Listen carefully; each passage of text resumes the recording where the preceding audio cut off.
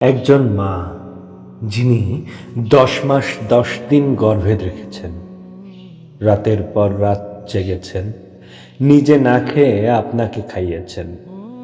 আজ সেই মায়ের সামনে যদি সন্তান গলা উঁচু করে কথা বলে, অবজ্ঞা করে, মুখ ফিরিয়ে নেয়, তাহলে কেমন লাগে? আমরা অনেক সময় বুঝি না মায়ের কষ্টটা কত গভীর।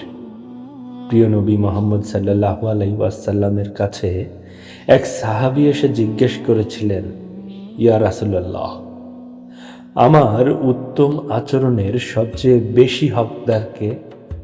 তিনি বললেন, তোমার মা। লোকটি আবার জিজ্ঞেস করল, তারপর কে? তিনি আবার বললেন, তোমার মা। তৃতীয়বারও একই উত্তর, তোমার মা। চতুর্থবার বললেন, তোমার বাবা। 3বার মা ভাবতে পারেন কেন? কারণ মায়ের কষ্ট আলাদা, মায়ের ভালোবাসা আলাদা, মায়ের দোয়া আলাদা। মায়ের অবাধ্য হওয়া শুধু একটা খারাপ আচরণ না, এটা এমন এক গুনাহ যার পরিণতি ভয়ঙ্কর। অনেক আলেম বলেছেন, মায়ের দোয়া যেমন দ্রুত কবুল হয়, তেমনি মায়ের কষ্টের আর্তনাদও আসমান কাঁপায়।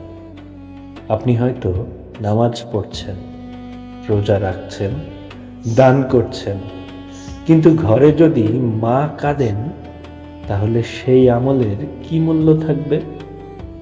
কত সন্তান আছে মা বেঁচে থাকতে খোঁজ নেয় না, ফোন করে না, খরচ দেয় না, সময় দেয় না, কিন্তু যখন মা চলে যান তখন কবর জড়িয়ে কান্না করেন।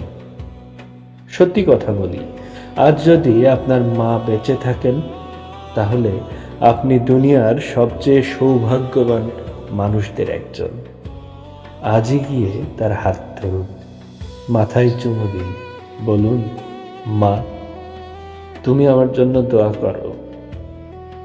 কারণ জানেন তো, জান্নাত মায়ের পায়ের নিচে, আর মায়ের অবাধ্যতা তা মানুষকে জান্নাত থেকে দূরে ঠেলে দেয়। আমরা কেউই পরিপূর্ণ না, ভুল হয়, রাগ হয়, কিন্তু মায়ের সাথে রাগ করে ঘুমাবেন না। মায়ের চোখে পানি রেখে সফলতা আসে না। আজই ঠিক করি, মায়ের সাথে নরম ভাষায় কথা বলবো, তার কষ্ট বুঝবো, তার দোয়া নিব।